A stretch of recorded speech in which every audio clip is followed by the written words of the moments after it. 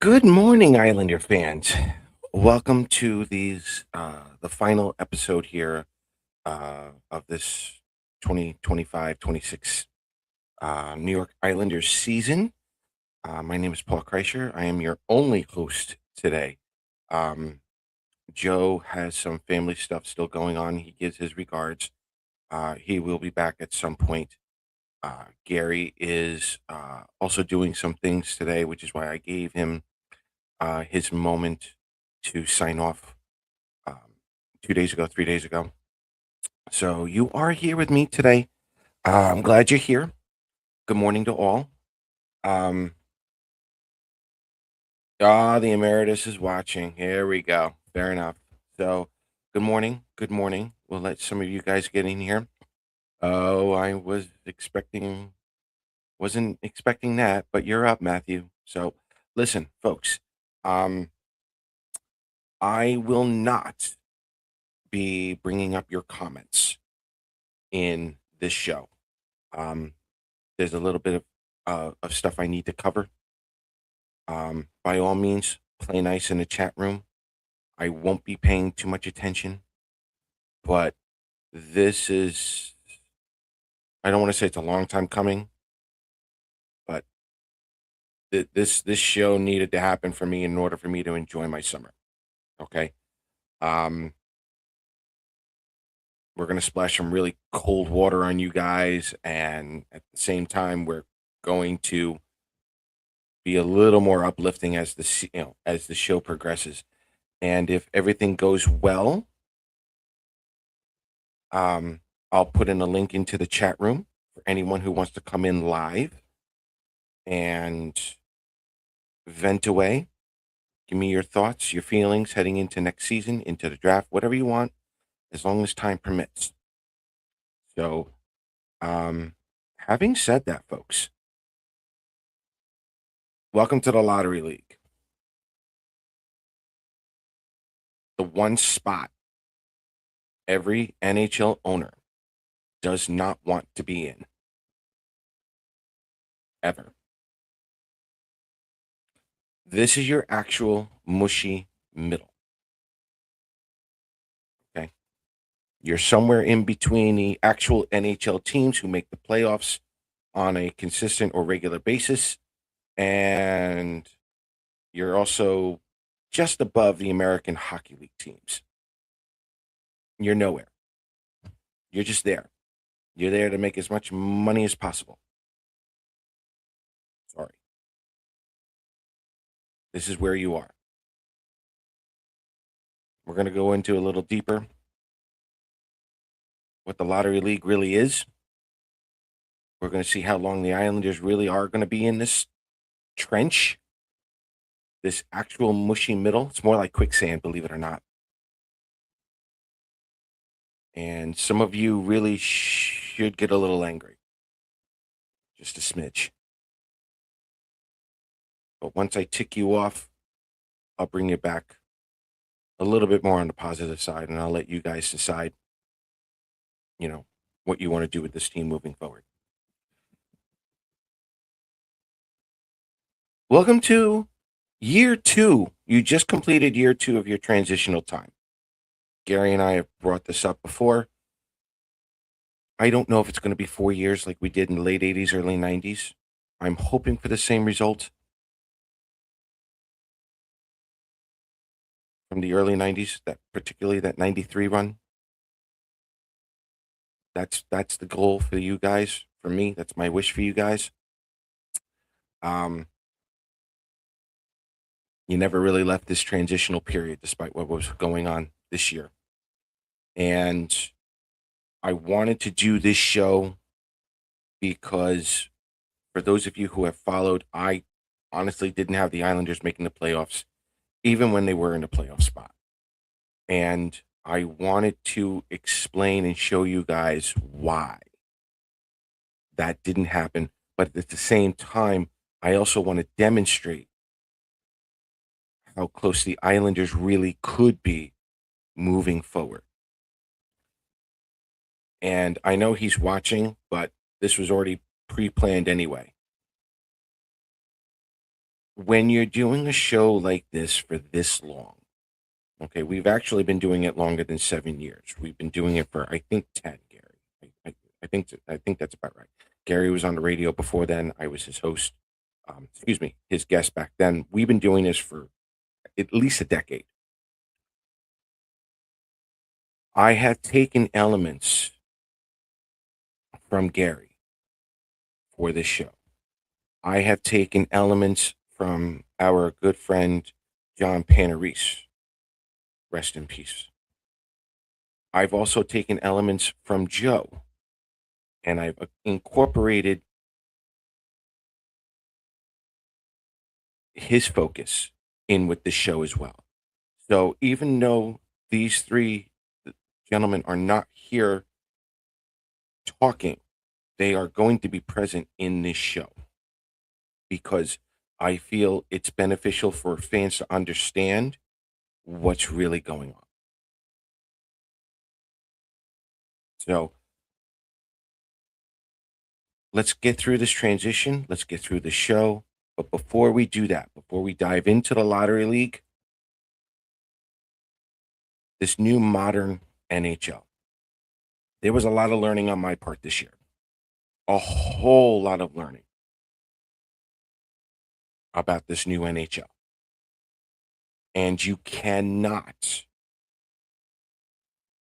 stay in one idea moving forward when it comes to the NHL. You have to adapt. The other tough part is you also have to accept it. Okay. It is what it is moving forward. Okay. One of the things I've learned for sure this year,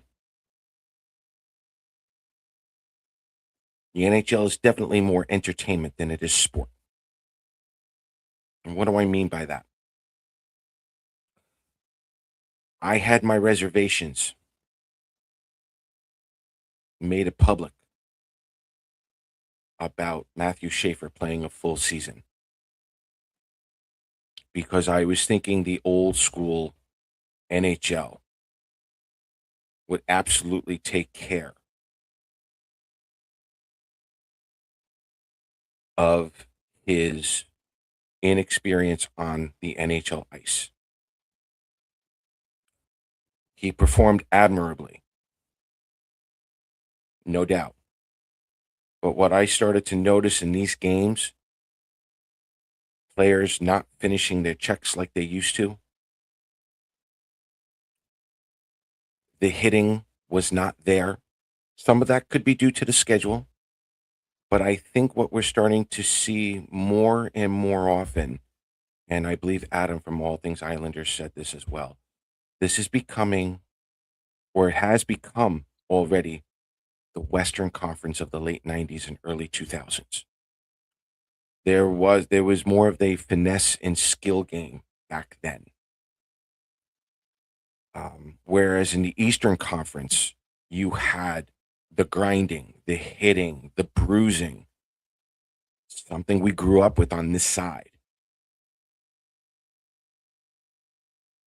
For my younger fans may not, who were not there for the late 90s and early 2000s, think of this as the international rules, the Olympics, um, those types of finesse slash skill games.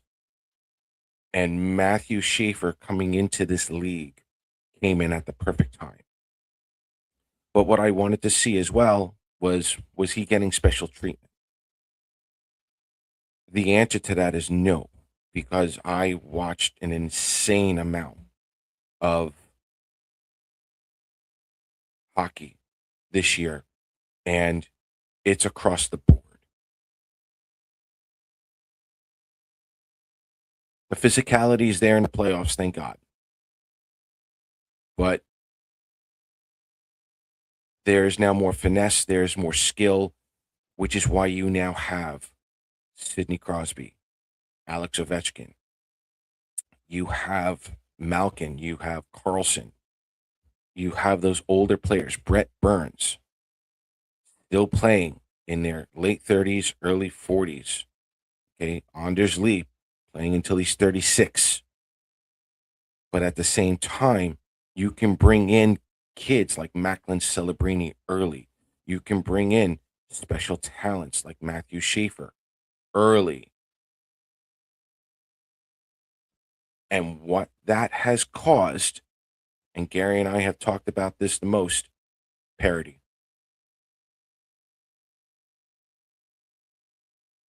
The amount of parity in this league right now.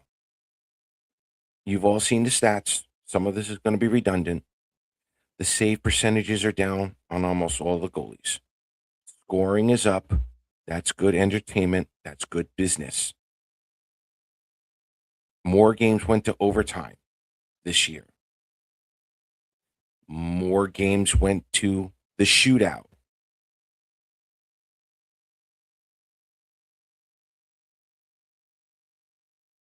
I believe the idea of looking down to your opponent is gone.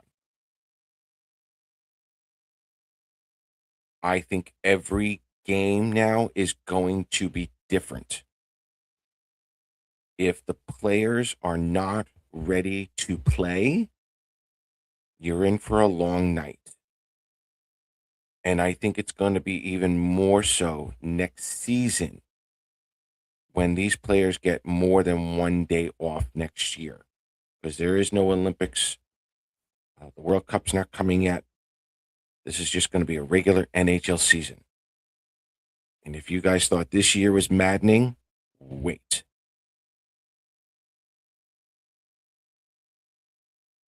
That's why, and this is the part of the homage to Gary here at the moment. Yes, we can set previews all we want, but you have to play the season.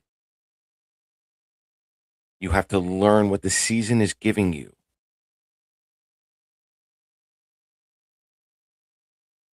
And I'll dive a little bit more of what I saw with the Islanders moving forward.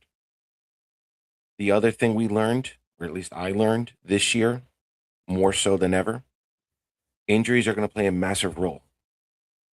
Don't listen to any GM at this point anymore. Injuries are absolutely going to play a role. You need the depth in your minor league system, or you need to be overloaded with players in the NHL. Injuries are absolutely going to play a role, especially if there isn't enough talent on your team.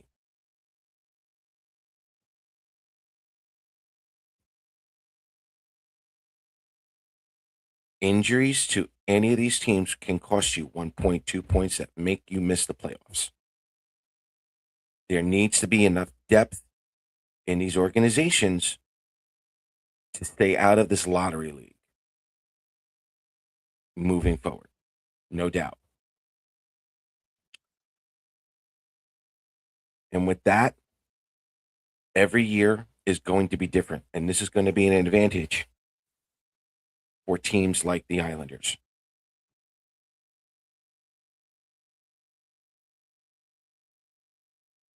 If Carolina gets ravaged by injuries and they just can't get it together, Carolina could absolutely miss the playoffs.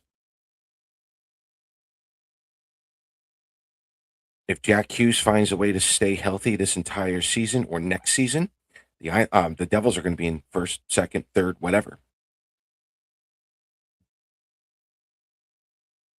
We've seen that this year. The Boston Bruins, healthy.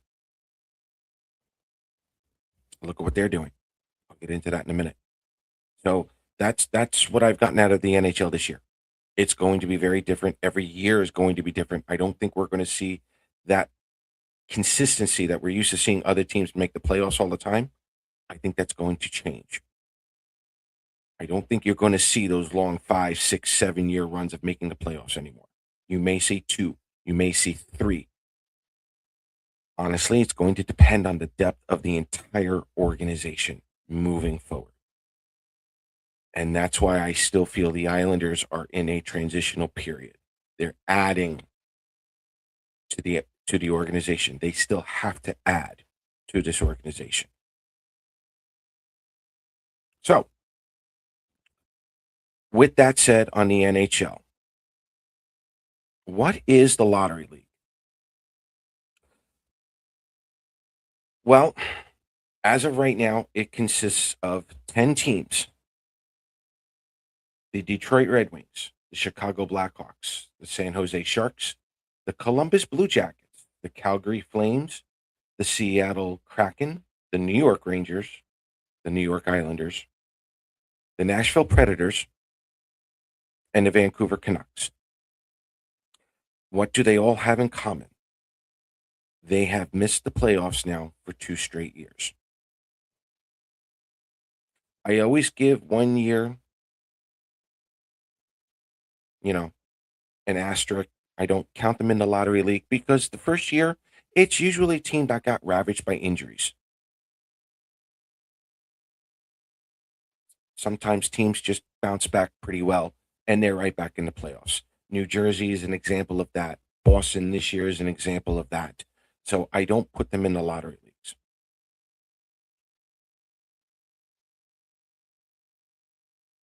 When it comes to your team that is now in the lottery league, seeing is now believing. Okay. For my loyalists, I'm going to apologize right now.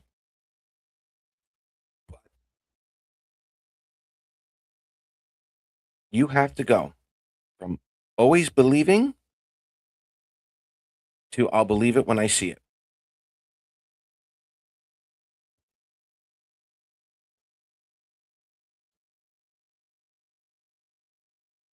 Actions speak louder than words, but it's not just on the team. It's got to be the entire organization because now you need the entire organization to be successful. It's not just your NHL team anymore. The lottery league, whether the NHL will admit it or not, is a development league.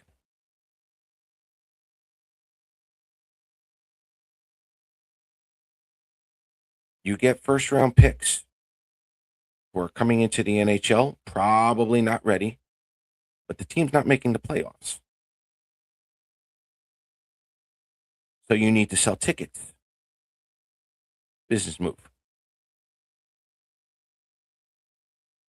And there's also the case, not saying it's with the Islanders, but I have heard that, agents tend to make bad choices for their players' careers, for their clients' careers, by going up to the general manager and be like, look, this first round pick, this first round pick, this first round pick, they're all in the NHL. Put my client in the NHL or trade him. Ta da! They're making the money, but they're not going anywhere. It's also a development league for veterans as well.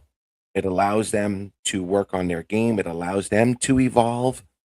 And sure enough, when the time is right, after they've been working on their game and they've been mentoring the younger players, they get their shot at the Stanley Cup.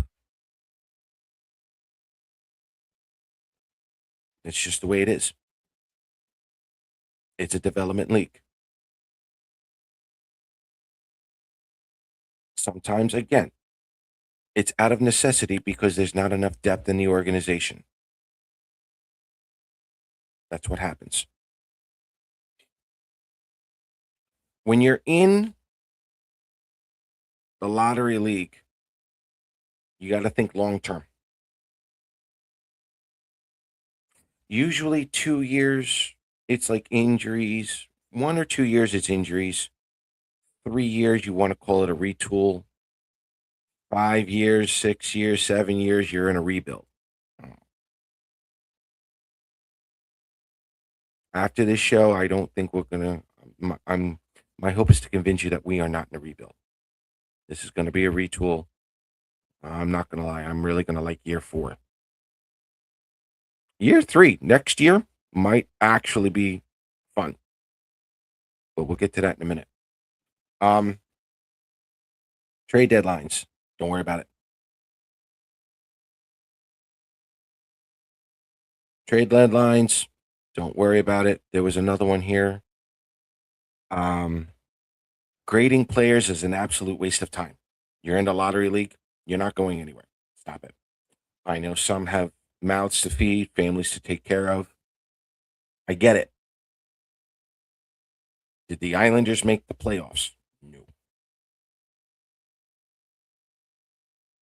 No. That's the business side. The Islanders did not make the playoffs. Grading players is a waste of time when you're not winning anyway. Uh, Potential is advertised. Oh, man. I'm not picking on any player at the moment, but he's going to be a number one centerman. He's almost there. He's going to be a number two or a number one center. He's going to be there eventually. He's doing so well in the American Hockey League. He's got nothing else to prove. Yada, yada, yada. When you hear stuff like that, you're in the lottery league. It's actually a bad thing. The numbers are good, but the culture of winning isn't there yet. Yet. I heard a lot of that this year. And that was just, oh. So be careful when people are building up only the players and not the team. They'll be there. Matthew Schaefer's the exception. Younger should not mean prospects. That kind of goes hand in hand with the potential. Okay? I'm not picking on him. We don't know if he's coming back. Anders Lee is 36. You can bring in a 29 or 30-year-old with a little more experience to keep the team competitive.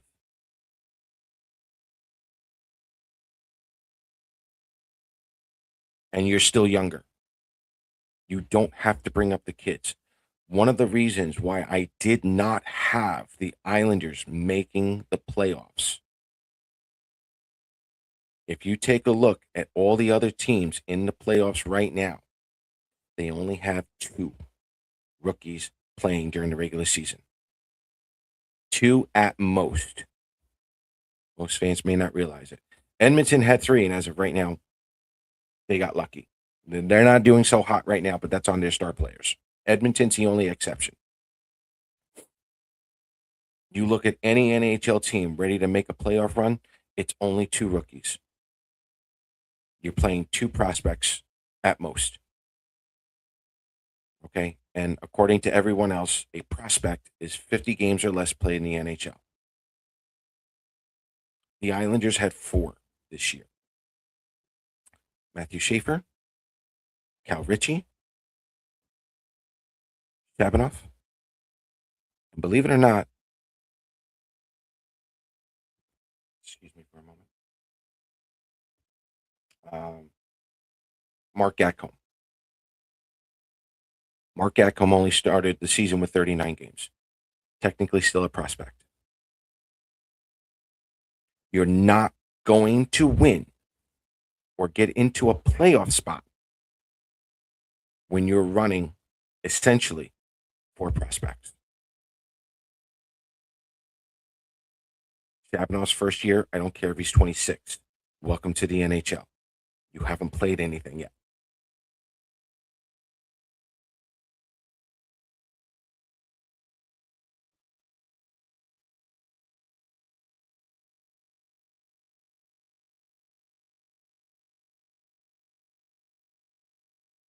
Those are some of the things that what I heard this season, there was a lot of upsell. And Joe and I were talking about it a little bit. You know, I don't know where the upsell came from. Granted, to the Islanders business side of it, I get it. They ended up selling out 29 out of the 40 games played. Okay, I get it. But the upselling of this team little off for me. It's almost like the Islanders paid some of these influencers under the table. Great marketing scheme. Like you got this, you sold the tickets. Thank you, Matthew Schaefer. But it's just like I wasn't buying anything that I was really reading or watching or whatnot. And I honestly, I was part of me was like, "Am I getting this wrong this year?" Which is why I tried to stay quiet. But they were just certain signs that didn't work for me, and I'm like, "This is not going to work." And we're going to get into that really quick. So, too many prospects on this team was a reason for this team not to make the playoffs. So, this is going to be a section of, the numbers don't lie. The numbers don't lie. And this is going to bring everyone together. This is going to give them a clearer picture of what actually happened this season and moving forward. Okay. Ah, let me make sure I have everything here.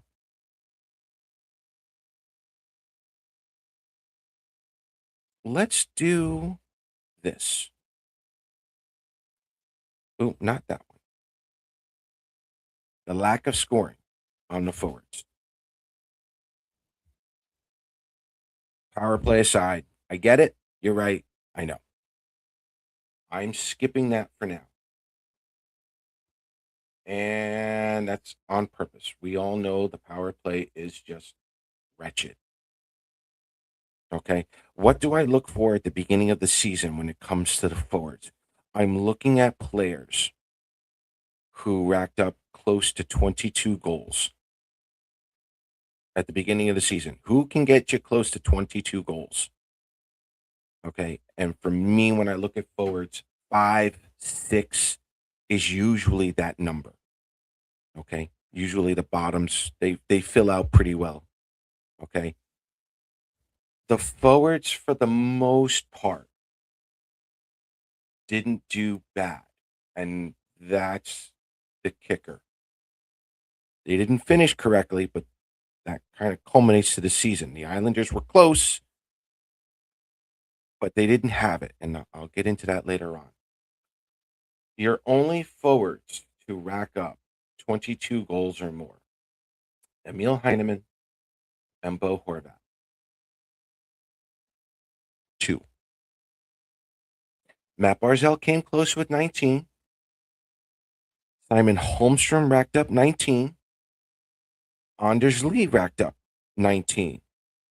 So you were almost close to 5 players.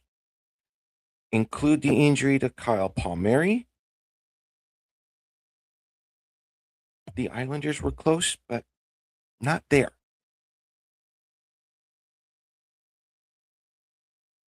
You got to have a solid number. 5, at least 5 forwards scoring around 22 goals. That's something I look at every season in August. That's when I start looking, sometimes September. They were good, not enough.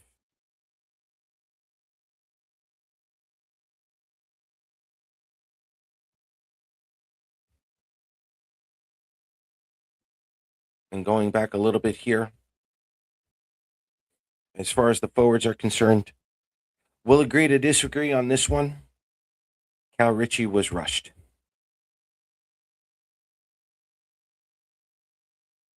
And in this case, because the Islanders were in the lottery league, I had them in the lottery league at the start of this season. I didn't have them making the playoffs. I jumped the gun. I did. But Cal Ritchie was rushed. Did he have a good season? Yeah, he did. The issue I have, and for those who have been following the show now, I've been doing the prospects, I've been doing the draft now for eons.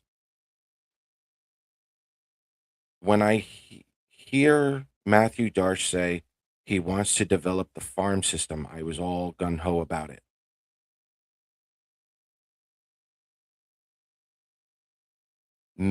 Cal Ritchie had an excellent first year. I would have preferred more than 60, 65 games, whatever it was.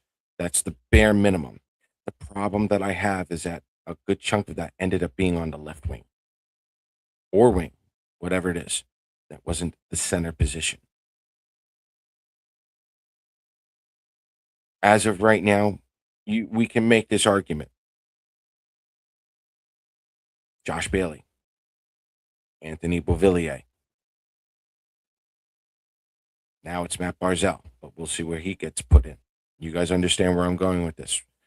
We brought in a center, and now we got to move him to wing. But he's gonna be he's gonna be a 2C, maybe a 1C at some point. He's gonna get there. Welcome to the lottery league. Welcome to the lottery league. This is where you're gonna get stuck. Peter DeBoer said he's gonna be he sees him as a centerman. Wonderful. Where? When? I say this with the utmost respect. I don't trust Peter DeBoer. He learned from Lou Lamoriello. If there's anyone who can talk his way out of any kind of discussion about players, it's probably him, especially after the trouble he got in the time before. Okay? Is Cal Ritchie an excellent player? Yeah, I like him. I would have preferred him at center. But again, he came up out of necessity because of Bo Horvat's injuries, a couple of other things going on with the team. He came up out of necessity. So I'm not completely upset with that. He scored 23 points, 5-on-5, which isn't bad. It's not bad. Did he belong in the Did he belong in the NHL? Stealing my line. Yes. But guess what? You're in the lottery league. Eh. So what? Is Cal Ritchie playing in the playoffs on any of these other teams? Maybe LA. He's not in Pittsburgh. Pittsburgh would have had him in Wilkes-Barre, Scranton. Carolina would have had him down in their minor leagues. Philadelphia probably has him in Lehigh Valley, maybe as a call-up for this entire season. And even Cal Ritchie admitted to himself, he admitted, I believe it was to Stefan, he still has a lot of work to do. And I admire that from that young man. He knows it. And he will put in the work. But Cal Ritchie probably could have used a little more seasoning, a little more domination in the American Hockey League. And then if the Islanders were a little healthier, we'll go there, and they had a chance, you could bring up Cal Ritchie like the Flyers ended up bringing up Porter Martone.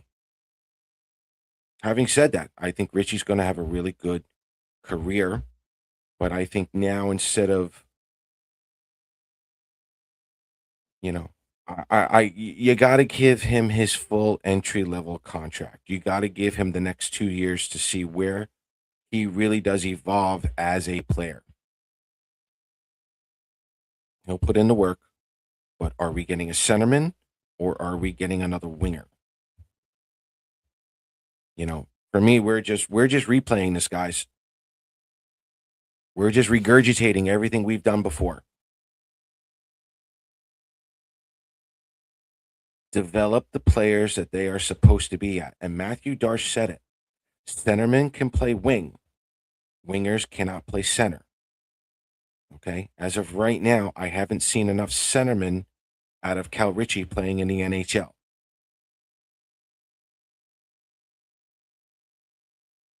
And now you just signed J.G. Pajot to an extension. My hope is after this season, this upcoming season, Casey Zizekas steps. We say goodbye to Casey Zizekas. Maybe Pajot goes down to the fourth line. Ritchie can start his center career on the third line. That's fine. But I'm going to be very curious to see whether he starts the season in Hamilton as a center or if we just have another left winger. My hope is that he's a 3C to start the season in 2 seasons. And again, if there are injuries to this team, bring him up. Bring him up. Put him at that center position. I have no problem with that. So you had a lack of forwards. You rushed a couple, you rushed a prospect. It happens. The lack of scoring on the defense. This one took me a while to not figure out or develop or whatnot. But if you're a playoff team, you need 3 defensemen to rack up 30 points or more in this league. If you really want to be in the playoffs.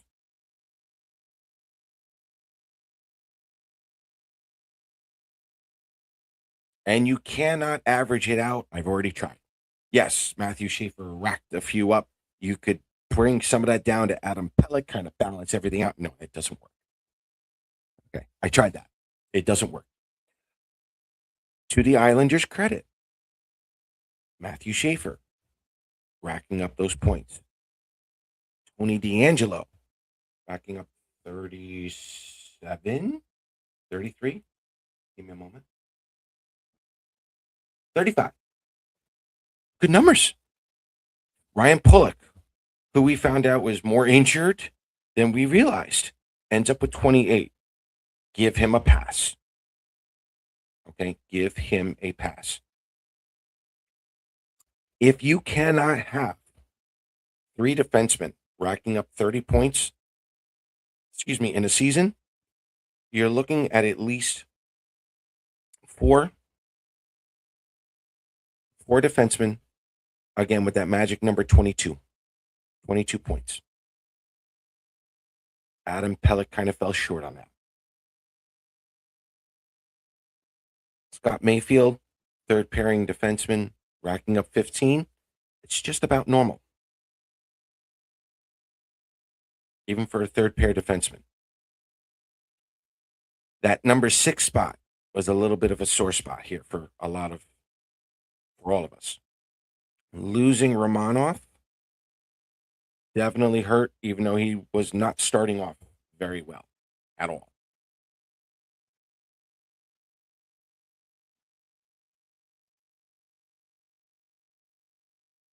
You bring back Romanov in a more structured system.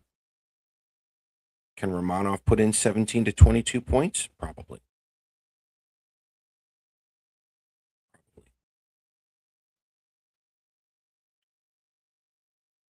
That's what I look for, folks. And as the season wore on,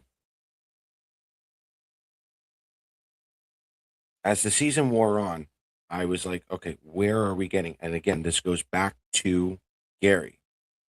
You can plug in all the numbers you want, but you have to watch the games. I did a little bit of both. Okay. At the beginning of the season, I wanted to know how healthy the Islanders were going to be. At their healthiest, where is that pinnacle? Where is the height that they can go? Okay. How healthy are the Islanders right now?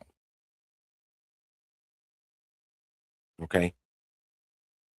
My hope, forget goal. Okay. My hope for the Islanders this year was 87 to 92 points.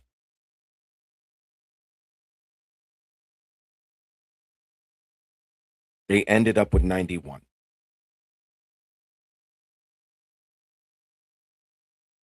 Okay. And I'm sorry, next year, if I were to set a goal for them, it would be somewhere in the vicinity of 97 to 102 points.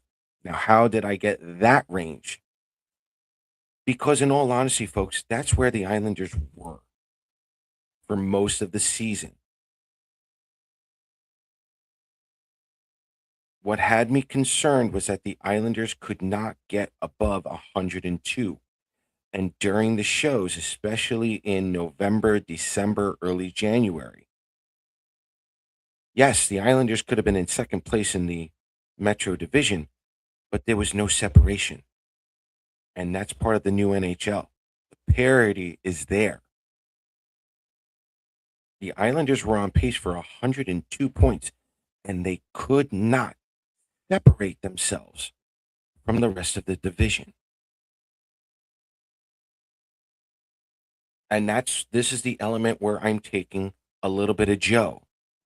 You set numbers, but where are they going to be compared to the rest of the NHL?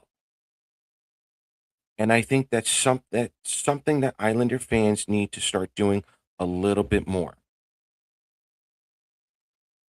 Yes, the Islanders are doing good, but Washington was still injured. We hadn't seen them recover yet. New Jersey was injured. We didn't see them recover yet. If we were playing the wild card spot, Ottawa was still injured. Florida was still injured.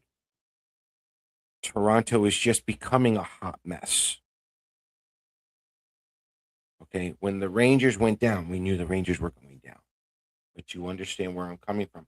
There were other elements in play that had the potential, even at that time, to snake bit the Islanders. So,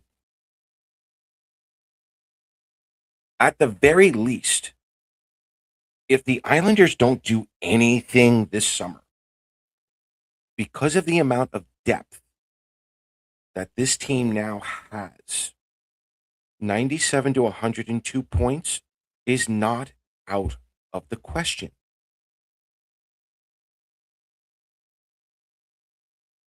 And you have to remember, they did that through a condensed schedule this year. A bunch of old men playing a condensed schedule, and for the most part, they got 97 to 102 points.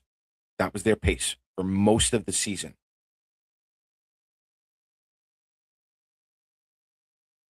Again, thank you, Matthew Schaefer. Big part of it. Thank you, Ilya Sorokin. Thank you, Bo Horvat, when he was healthy. There are still some positives going on despite some of the setbacks that happened this year.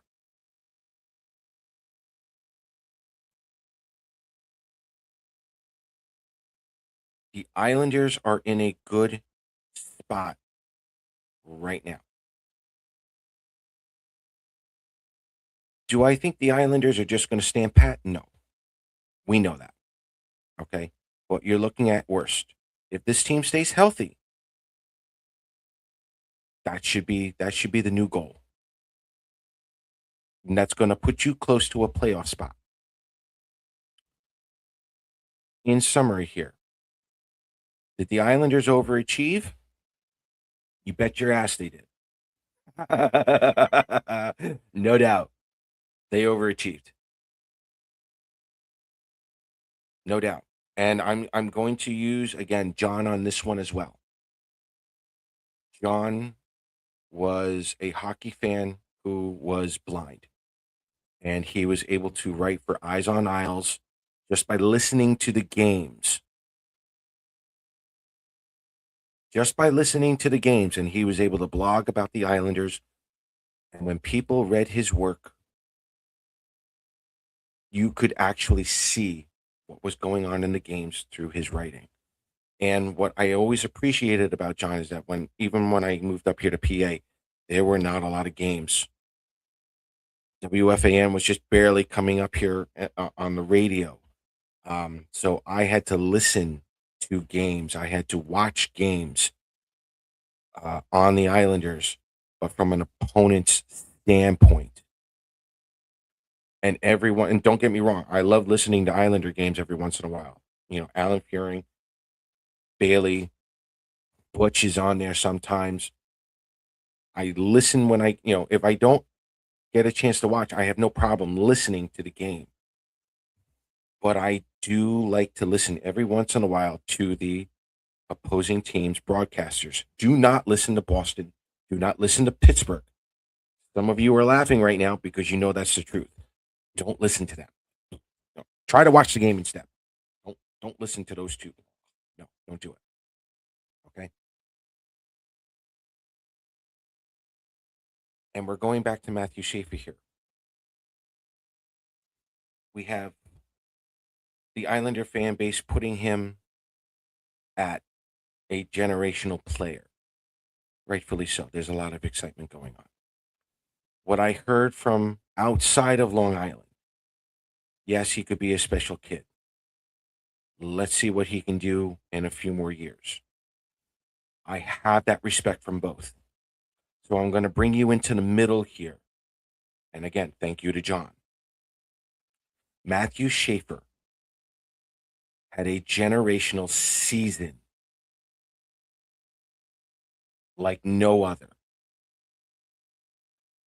He came in at the right time. He came into the right place. And the one thing that people tend to forget, especially when it comes to the lack of defensive scoring, Matthew Schaefer was able to make up Noah Dobson's numbers from the previous season. Forget about Dobson's play for a moment. The Islanders at that time, even at the beginning of the season, you didn't replace Noah Dobson's numbers. What Matthew Schaefer did for this team was generational for this season.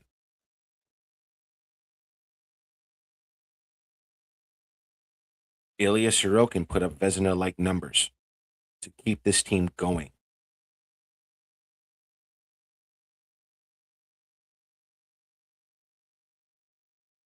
In all honesty, I'll say it. Joe and I said it at the beginning of the season. This Islander squad should not have finished where they were.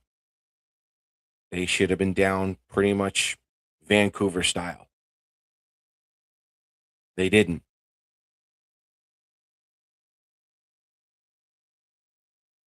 I'm going to give props to Islander fans in a minute as well.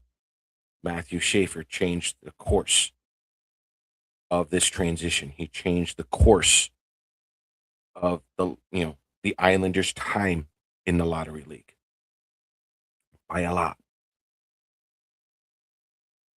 Does this mean we have to bring up every 18-year-old, every 19-year-old? No. No. He's a special player with a generational season. I will be ecstatic. I'll be more of a fan when Matthew Schaefer puts on 10, 15 pounds. Oh. And there's a part of me that is honestly glad that the Islanders missed the playoffs this year. Because this young man will never want to experience something like this again. And when it's his time to lead, he will not allow it.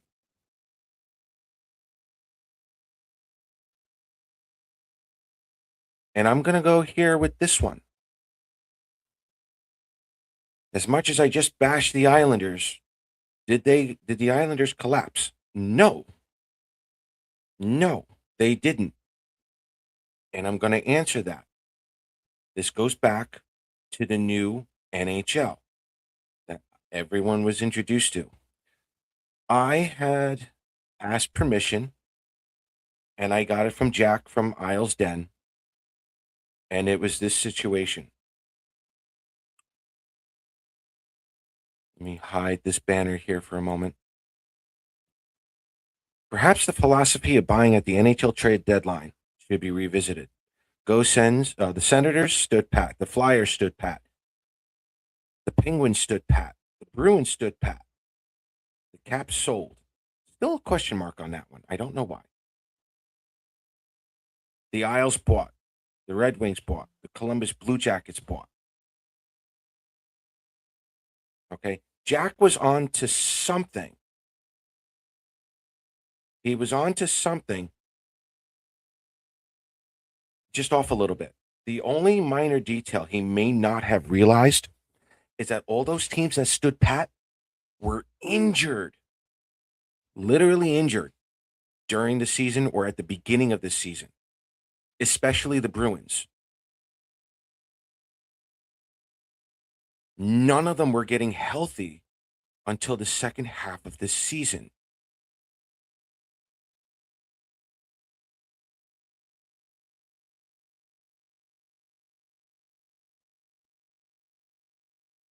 I said this, I think, on 3 shows ago.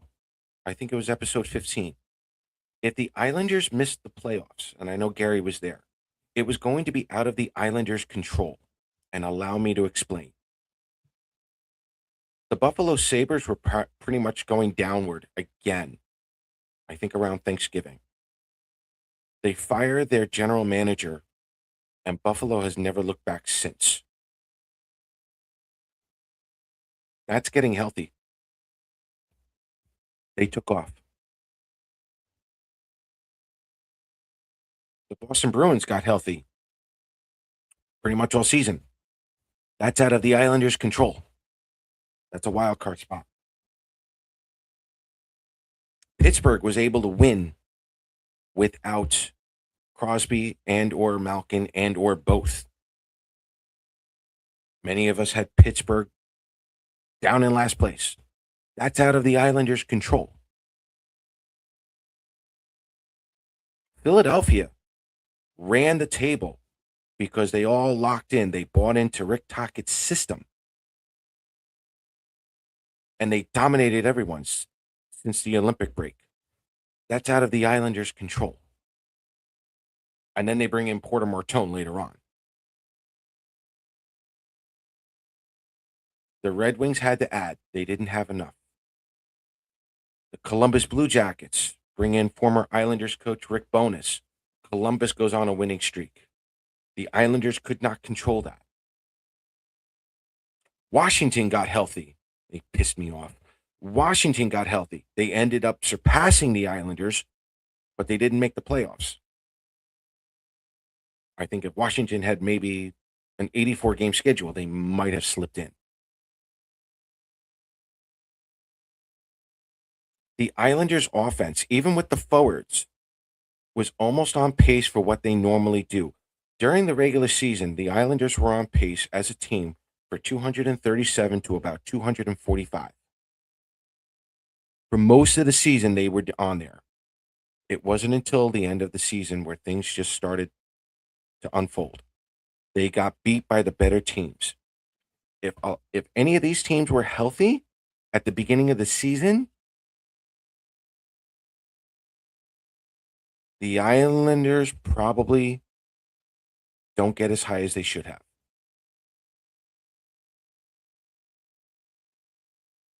But was this a collapse? Absolutely not. There were injuries. The Islanders took advantage of some of these teams who were struggling in the first half. This is what's going to happen in the NHL moving forward. Did they have enough in the tank? No, they did not. Not for these teams who, unfortunately, not only did they get healthy, but they went on a massive streak that the Islanders just couldn't control. They didn't collapse. They are who they are. But they showed you where they are in the standings. It's not bad. For year 2 in a lottery league now, they're in a pretty good spot.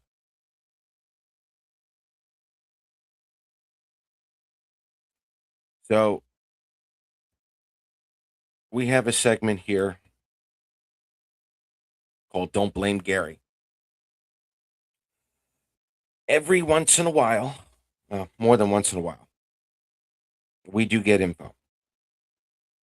We are, and I say this with the utmost respect, we are allowed to break info.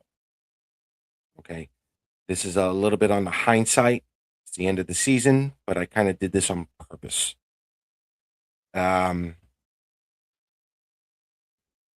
When we get stuff right, or if we're, quote, on the right track, we will be rewarded with information.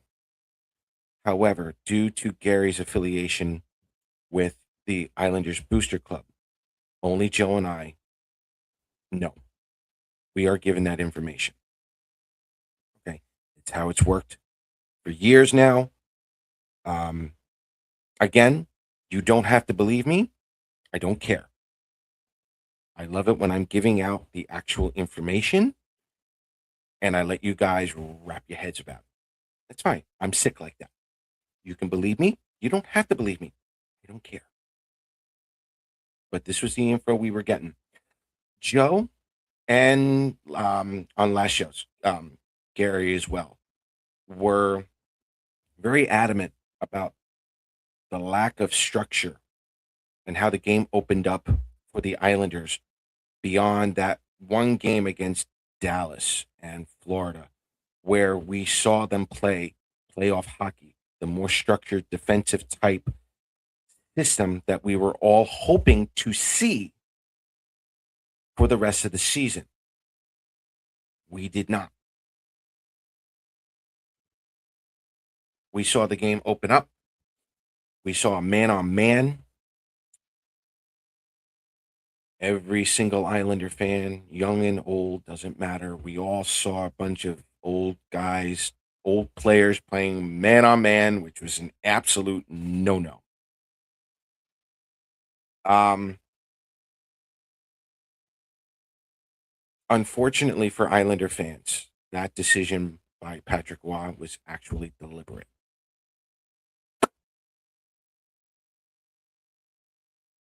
Yeah, deliberate, playing man on man. When Peter DeBoer said, I literally got that phone call on Sunday, he's telling the truth. You just beat Dallas. You just beat Florida. And the change to deliberately going to man on man against Pittsburgh, deliberate. So for those of you who wanted Patrick Waugh fired for a little while, kudos to you. For those of you who had praised Patrick Waugh for at least doing what he did, this will be a little bit of a blemish. I can also tell you that the Islanders were thinking about replacing Patrick Waugh 14 games before the season ended, but they decided not to because they were still in it. But I asked why that was deliberately changed, and I just got the answer: Patrick Waugh. Go with that with what you will.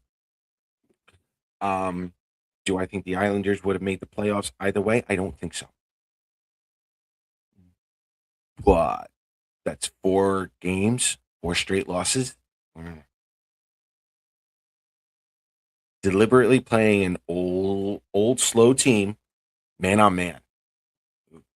Deliberately. Yeah. A little bit of a blemish there. Again, don't blame Gary. For some of you who, I knew it. Yes, you were right. Okay. Good for you.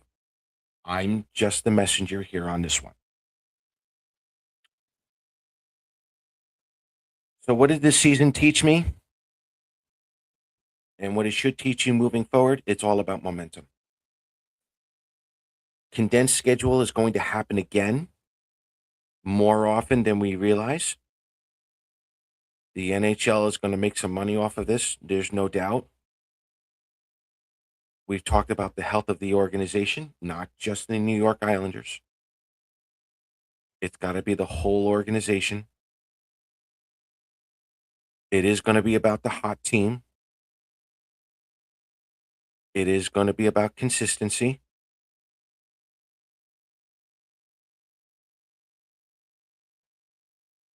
Every day, I honestly, I, there's no downplaying to any of these teams anymore. You got to come out. You got to come out. You got to be ready. That's going to be the mindset. You cannot have any more slow seasons. Excuse me. You cannot have any more slow starts. That's just not happening. That can't happen anymore. 5-5, okay, sure. 7-3 is better. Even 6-4 is better. 5-5 should be the absolute bare minimum to start a season, and then you got to get through the grind.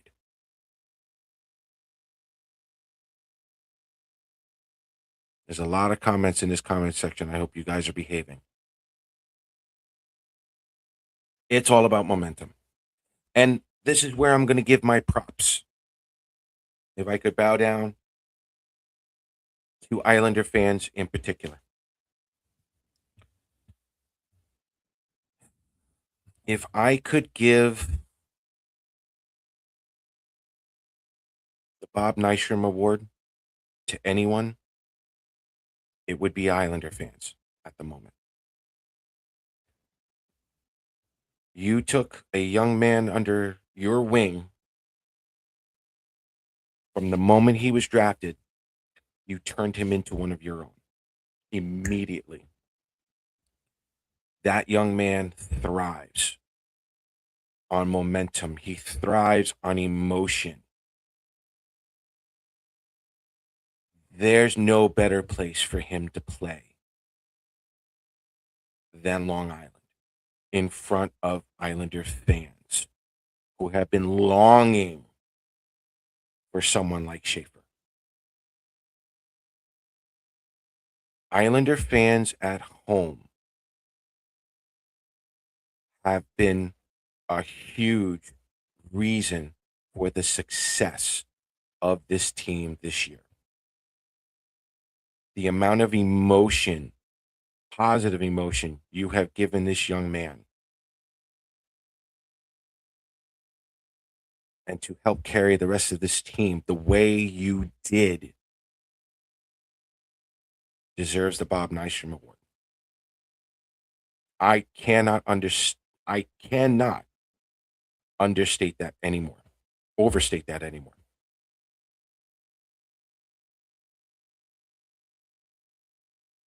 You not only fueled Matthew Schaefer, but Matthew Schaefer was able to fuel the rest of that team. And again, there is a part of me that had kind of glad they missed the playoffs because they, the booing, I don't want to say it was allowed. Some of it was earned. I get it. But the booing needed to be there for him to hear it because it's not always roses and, good times on Long Island. New Yorkers are going to let you know when you stink. Even if it's Matthew Schaefer, even if it's just the Islanders in general, the booing needed to happen because now you've given him a better understanding of what Islander hockey is. That was another lesson. So kudos to all of you who have gone, who have cheered, who have booed. You gave him an introduction to Long Island and Islanders hockey. I can't overstate the amount of praise you all should be getting in his development because, in all honesty, you are there. He's going to drive on your emotions. There's no doubt about it. So that's my parting gift for you guys. Congrats to you guys. What to expect in year 3 of this transition? I'm going to ask everyone right now, forget about the trade deadline. The trade deadline, like I said, when you're in the lottery league, you got to think long term. Matthew Darcy was just adding the depth. That's all this was. And it's my understanding Patrick Roy wasn't coming back as coach anyway. I think most of you already know that. He's prepping for the next season.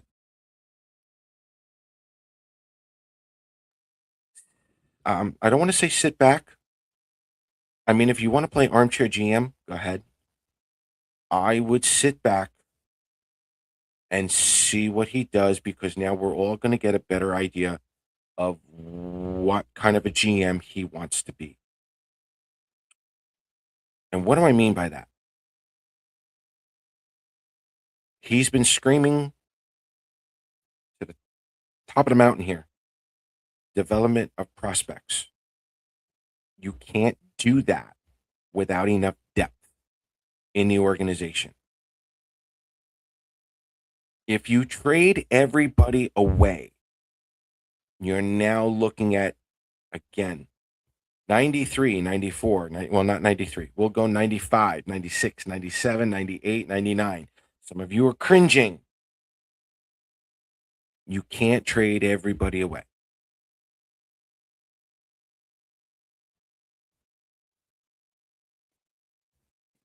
The obvious stuff is going to be who's going to fit Peter DeBoer's system. I'll let you guys play with that.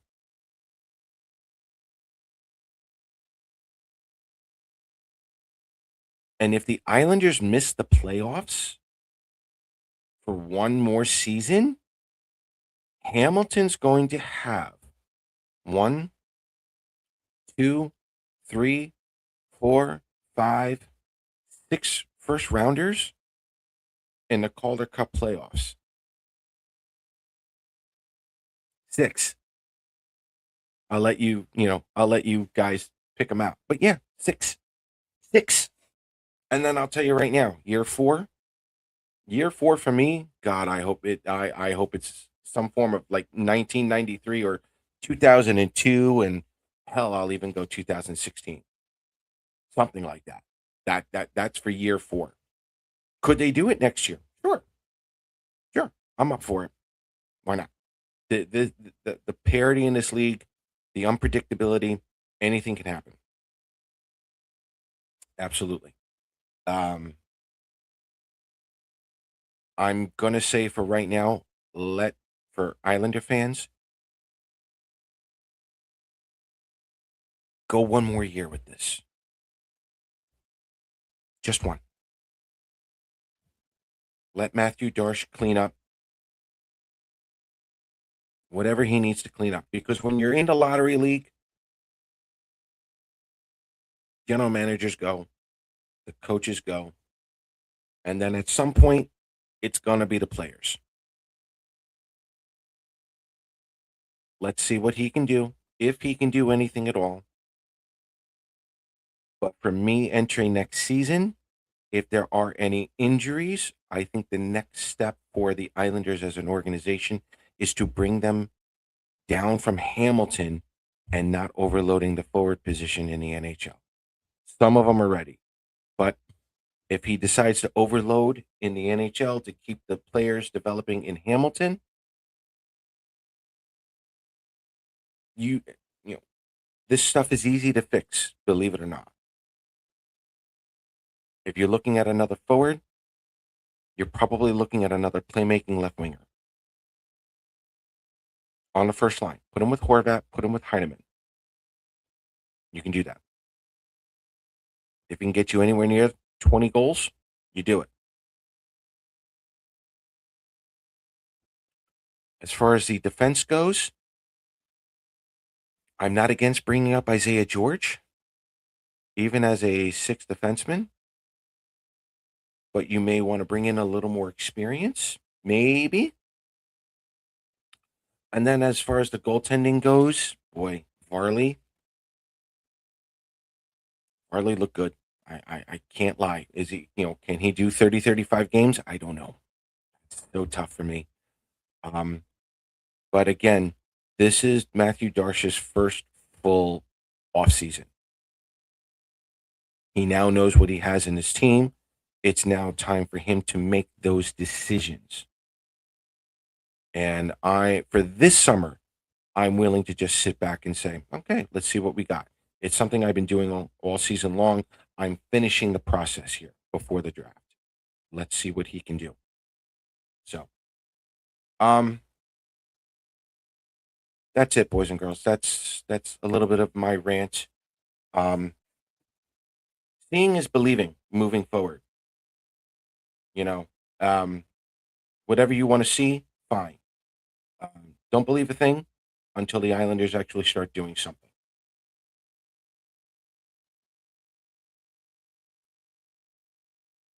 There's no more upselling.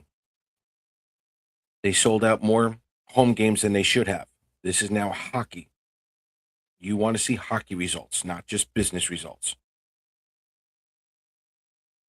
They got more than they should have last season. Thank you, Matthew Schaefer. Okay. Now we're in the hockey mode.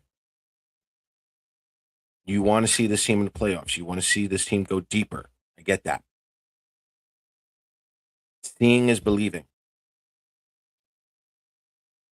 Is this team going to be better in September than it was last September? Yes. Yeah. So that's my rant.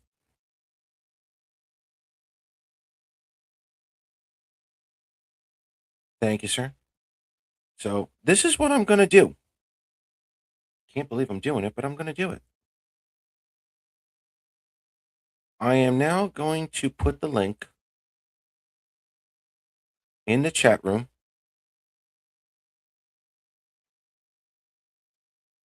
If anyone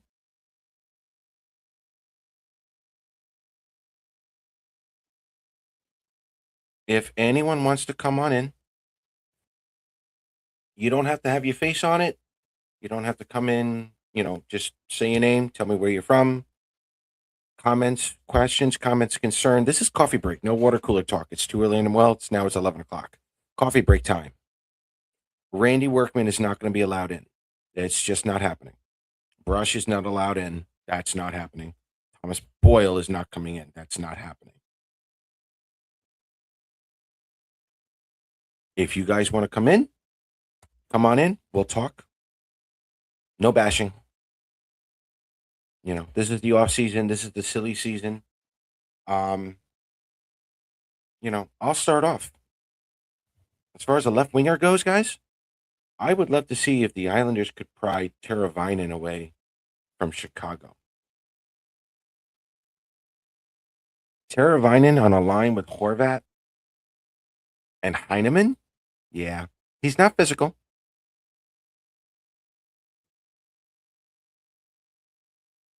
He's not physical, but he can definitely set up Horvat. He can definitely set up Heineman.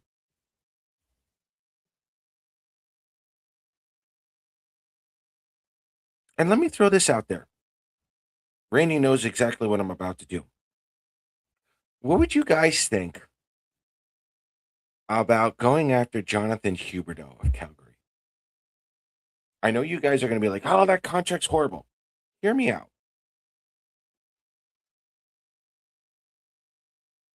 Anthony Duclair, Pierre Enval. I don't know. Throw somebody else in there. Strictly a cap move.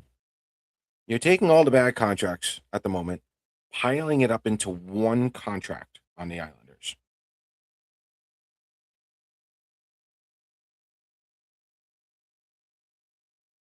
If Huberdeau goes down, you've got 10.5 of LTIR space.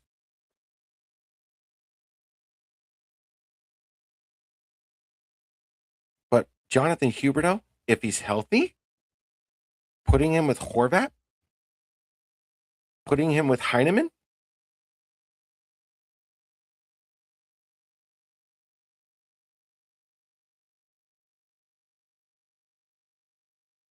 I didn't think Nyman was available. Yeah, much like, I don't mind that. But you bring in Jonathan Huberdeau with Horvat and Heineman on the first line? Hello. He's not going to put up 25 points. He's going to put up probably a minimum 60, especially with Heineman's shot. He's that playmaking left winger that you really need. And Huberdeau can put up some points. Again, if he's healthy, why not? That would be a financial advantage.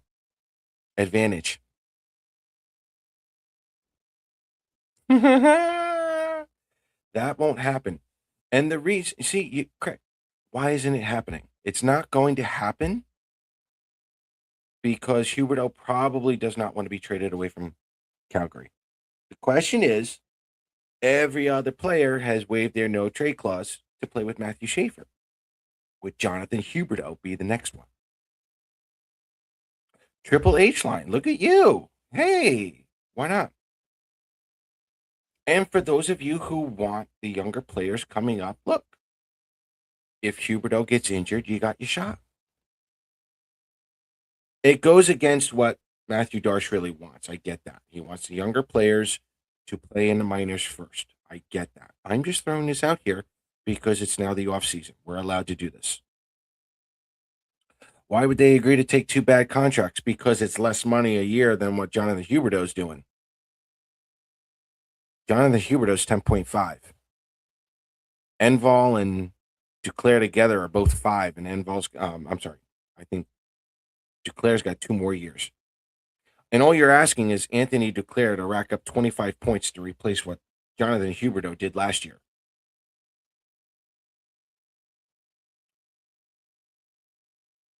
He is. So who are you giving up? Oh, let me add this now. We are dealing with Matthew Darsh. And this is just me.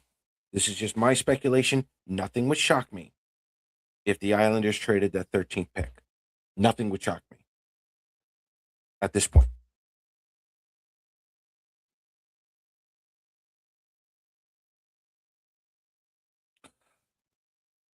Oh, now what do we do? Well, listen, I gotta be honest with you, Hal. He looked good against Hershey. Granted, they were American Hockey League games, but his movement was okay. His positioning was a little rusty. Um, but I gotta be honest with you, he looked good. A normal off-season training, maybe the Islanders should get themselves another number 3 after Hogberg to replace Hogberg. Um, but could Varley play 10 games in the National League? Probably. Just from, again, very, very small sample size, but I was very optimistic from what I saw. Granted, it was more of the getting rid of the rust, but we'll see what kind of decision there is. He may make a decision on his own.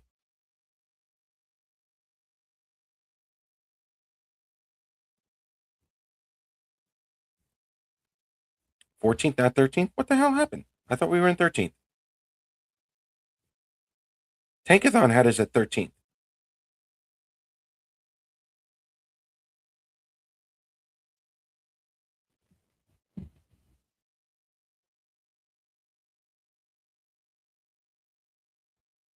I don't think so. Yeah, I don't know if he's going to be the backup. I don't think David Riddick is going to be the backup either.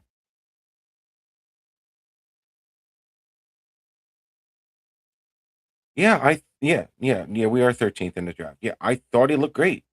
Yeah, rusty in the first, but that's normal, especially after two knee surgeries.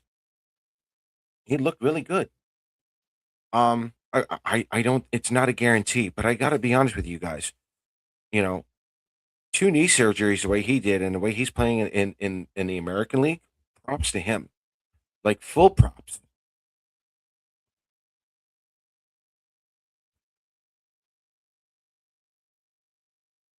Correct.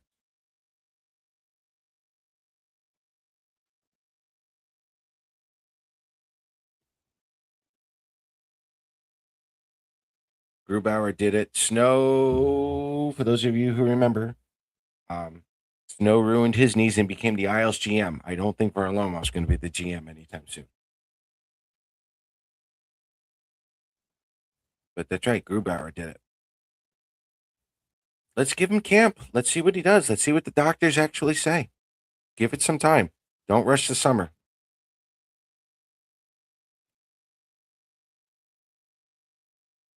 So,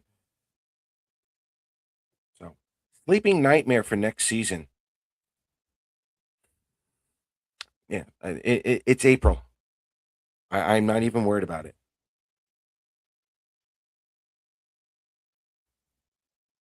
Any other questions, comments, concerns? If you guys want to come on the chat room, come on in. I put the link there. Should have worked.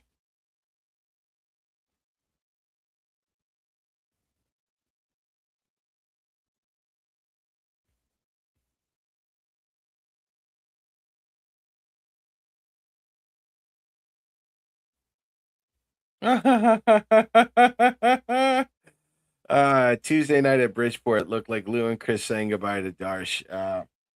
Your thoughts? Listen, I know where Tommy's going with this. Listen, Lou's not. All right. this is another don't blame Gary moment. Okay. I was told emphatically, almost like a family member yelling at me at this one. At least that's how it felt. I was told Lou has absolutely no decision makings when it comes to the team. That is all 100% Darsh. Yeah. I'm going to believe the Islanders on that. Uh, yeah, I don't think Lou has a hand in it. Um, I don't know if Chris is going to go up to Hamilton. There's a lot of changes going on with that. So we don't know if Bonus, the assistant GM, is going to stay assistant GM. I know he's been interviewing for GM positions. Um, you know, it's the off season, guys. It's April 25th. Stuff like this is going to happen. We already have uh, one of the assistant coaches, the power play coach. He's no longer here. Back to Bridgeport real quick. That was my first press pass for Bridgeport back in the 2016-17 season. Um, on a personal note, I would like to thank the Islanders and the Sound Tigers for allowing me to go up to the press box to work with the other writers that were there. There weren't many at the time. Um, you know, getting to learn how to interview the players, the coaches, watching from everyone. This was a phenomenal experience for me. Um, and it's one of those things where it's like you learn a lot, and you watch the game in a different way as well when you're up in the press box as well. So, humbly thanking the Sound Tigers and the Islanders uh, for allowing me to go up there whenever I could to cover the games for Isles Talk. So thank you again to the Sound Tigers and the Islanders.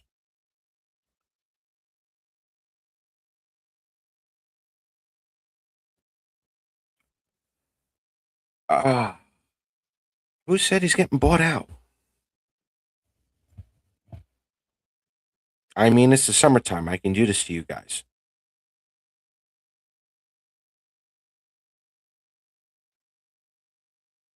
Palat's got one more season. And let's be honest, Palat had more goals or the same amount of goals as McLean and Gacom. He had the same amount of goals.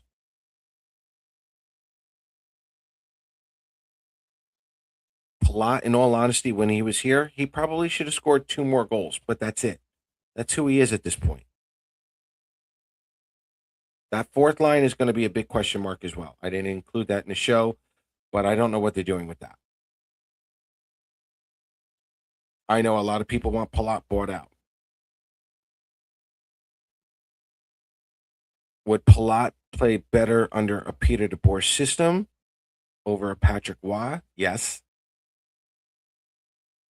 And again, we're only talking 1 year. You're in the lottery league now. You're in the lottery league. Seeing is believing. Do I think he's going to get bought out? Yeah. What are they buying? What are they buying? That's it. We don't know yet.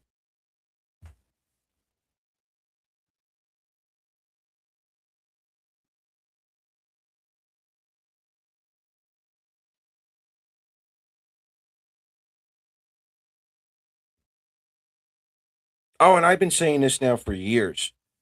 And you guys know this. The CBA is getting, we're getting a brand new CBA. Are there going to be any compliance buyouts where it doesn't go against the cap? Do any of these guys qualify for that? We're going to find out. The problem is the rest of the NHL knows. They're just not telling us yet.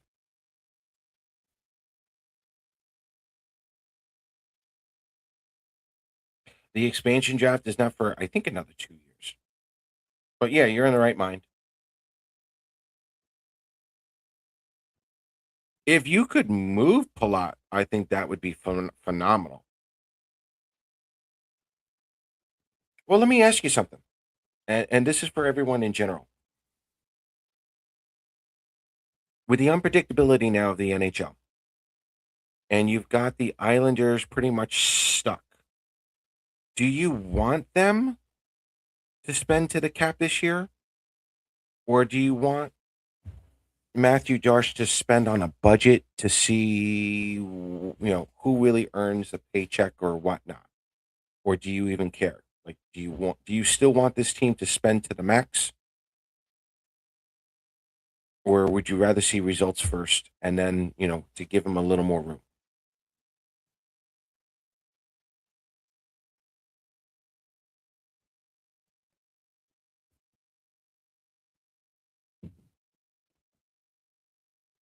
No budget. Typical Calgarian.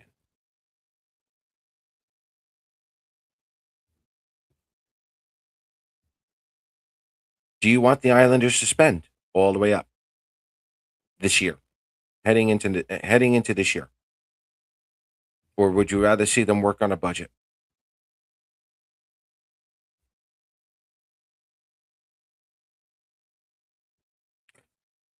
Uh I'm on record. They were sideways moves. As far as I'm concerned, Shen was putting up more points than Drouin. Palat, Palat was Palat. Palat wasn't there to score goals. He shouldn't have been put on the second line, but again, Patrick Waugh. Okay, Carson Soucy. Believe it or not, guys, I think I defended Carson Soucy before. When the Islanders were actually playing their structured system, and Carson Soucy had one hit or less, the Islanders went 6-0. Carson Soucy was an absolute product of the system in front of him. That's not all on Soucy. When the system started to change, that's when everything started to unravel.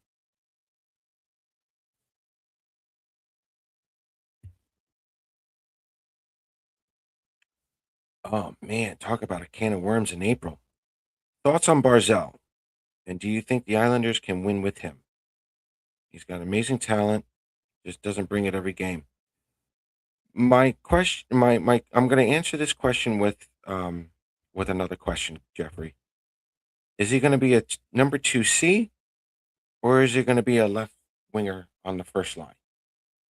I don't know who Matt Barzell is.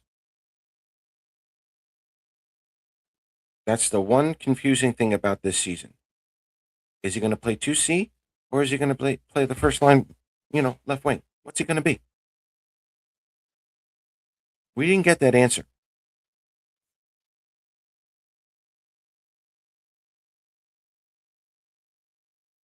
I don't like it, and no one else does when he tries to go 1-on-3, 1-on-4.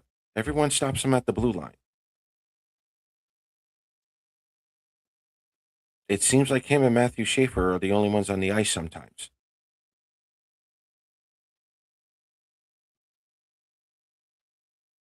What's his role? What's he going to be? And is he going to have wingers who he can, complement with? If he's a 2C, you're probably looking at Luke Shen and Kyle Palmieri next season. Okay.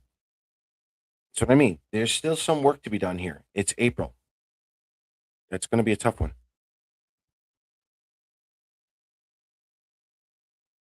The old skate around looking for that pass. See, you guys know this already.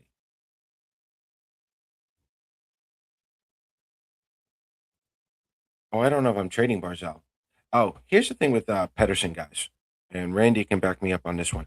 If the Vancouver Canucks land the number one overall pick, Pedersen's not going anywhere. You're going to Pedersen and McKenna together. No, Pedersen's not going anywhere. I don't have the Islanders trading Matt Barzal. I just want to know what position he's going to play. What player is he going to be? Is he going to be a 2C, or is he going to be a 1L?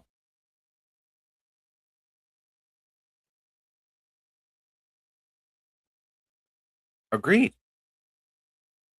Although I thought he had a pretty good season this year, but you know, Bo Horvat. No offense to Bo, but Bo's not really John Tavares. Um, well, John Tavares at that time. I think Bo's really decent, but is Matt Barzell going to make his players better? Honestly, that's the question. Is he going to make his his wingers better players?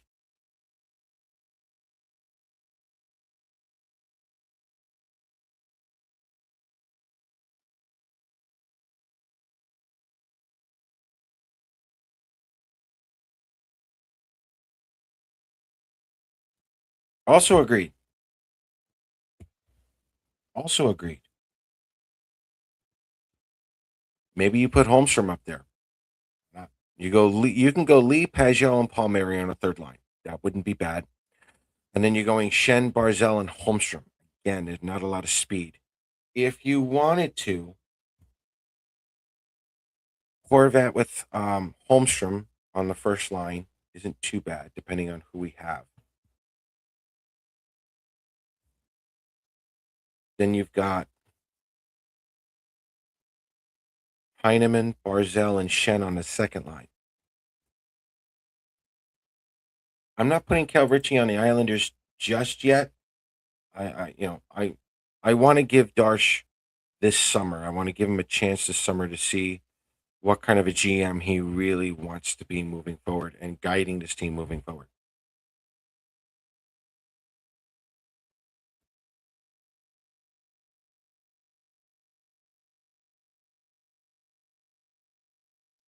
Oh, brother. The effects on 48's bonuses on the cap. Mm, minimum. 3 million, I think, right? Trade away Envol. Whatever. You send Envol down to the minors. You're still saving yourself, it's $1 million after that. You can work on that. That's $3 million well spent. Yeah. And that's why I was asking if the Islanders are going to be a little bit of on a budget this year. Ticket prices aren't going up, but do you have to spend to the cap by September? If you want to spend up to the cap by like April or the trade deadline, by all means, go ahead. You see where the team is.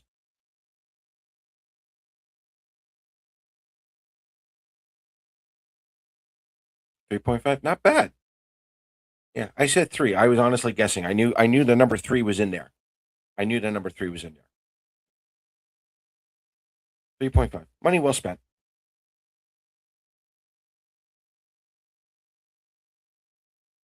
The Islanders running it back is not necessarily a bad thing for next season, but only for next season.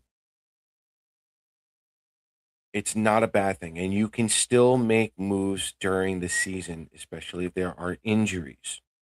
It's fine. I'm going to defend Mayfield here a little bit. That player has had too many defensive partners this season. And I think in a system with Peter DeBoer, where it's going to be a little more structured, Mayfield has always thrived in structure. I think that could be the same for Palat. That could be it's definitely the same with Shen, because if you guys remember, Shen flourished under Craig Berube in St. Louis. He struggled a little bit with Jim Montgomery, but Montgomery and Waugh, they were a little bit more alike. Berube and DeBoer have that structural defensive style that Shen just thrives on. So giving Scott Mayfield a little more structure and a solid, consistent defensive partner probably would help.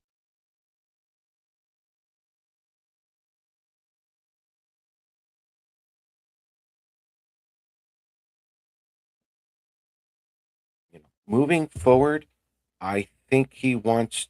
I think Matthew Darsh really wants to put the kids in Hamilton and let them learn how to win in that culture.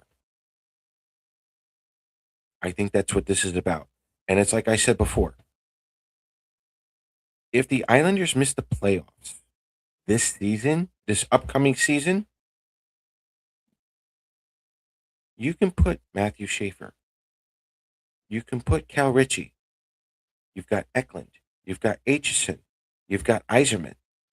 And depending on who they draft, you have your 2026 first round pick possibly playing in the Calder Cup playoffs for Hamilton next season. Talk about excitement. Okay. That's how you know where there's the potential is almost close. Okay. That's why I'm kind of getting giddy. I can kind of sort of see what Matthew Darsh is trying to do here. This is not a Lou moment. If Lou was here, most of these kids are traded. We know that already. Okay. Stop with the Lou. Okay. Darsh is trying to build the culture up even more. Now, what he wants to see is that he wants to see the kids win under this new culture. So that way they can bring that up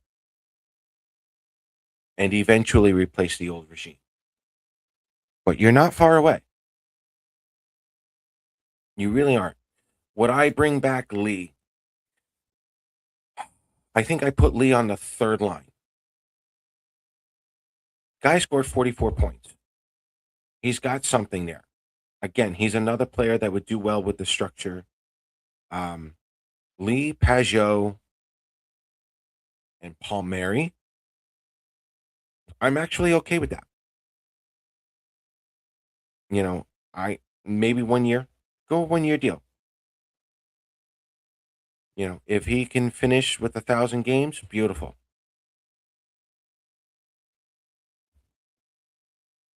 But again, from what we got told, again, don't blame Gary moment. From what we were told, it's a personal decision now for Anders Lee.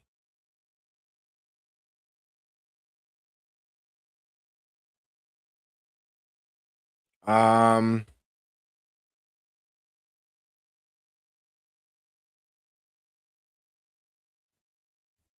yeah, 3.5, maybe 3. Yeah, 36, 37. You know, what does Anders Lee really want? That's honestly that's going to be it. But this is now on the players. We've changed general managers, we've changed coaches. Now it's on the players. This is part of the evolution. I'm just asking Islander fans to be a little more patient with this change because when it finally does happen, get giddy. And then Schaefer's going to experience something from you guys that he's going to want every year. It's a drug. Islander fans, when they're rowdy in the playoffs, it's like a drug for a lot of these players. They live off of this. Schaefer has no idea yet. And when he finally does, it's going to rub off the rest of the players as well, the younger players.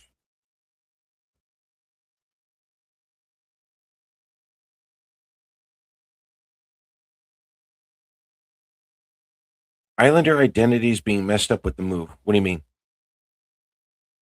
Or the move to Hamilton? No, Rocky Thompson is still going to be there. Rocky Thompson's the big reason why that culture's changed.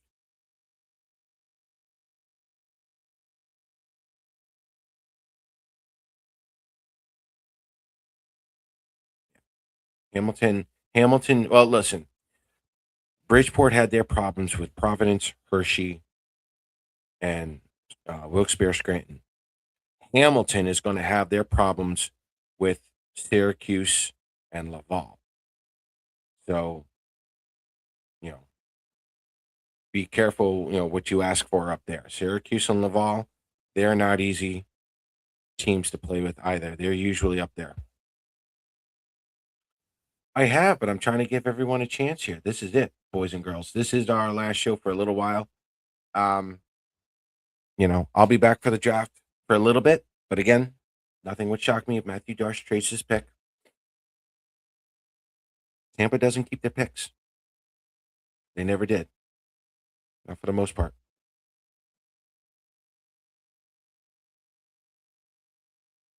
So, any other questions, comments, concerns? Okay. Coffee break is over. The season is over. I'm over. I'm over all of you. I'm done with it. My venting session is over. Um, don't believe in any more upsells. You will believe it when you see it. You will see it much sooner than most fans may realize. But you are now stuck. This is your actual mushy middle.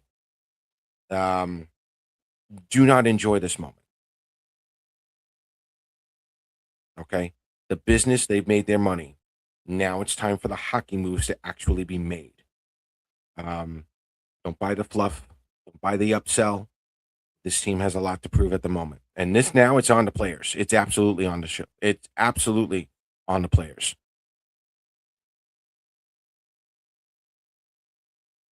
Now you're back to being underdogs. You should have stayed underdogs to begin with. But 29 home games sold out. Now make the right hockey moves.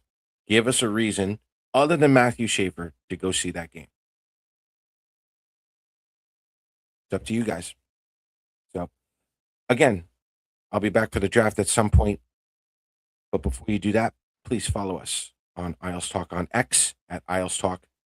Please like and follow us on Facebook. Please like uh, this episode on Isles Talk on YouTube. Make sure you hit that subscribe button on YouTube. Um, the numbers are continuing to go up as always. Guys, this has been a lot of fun. It's been a very learning experience here. My thanks again to Gary, for Joe, and even John, who's not here with us. Um, their presence is always going to be around here on Isles Talk um, moving forward. And for the rest of you, it's silly season. Don't play armchair GM all year long. Don't do all summer long. It's not worth it. Let the Islanders show you what's next. You deserve that now. No more fluff. No more upsell. You believe it when you see it. Enjoy your summer. We'll be back for the draft, and we'll go from there. Take care, guys.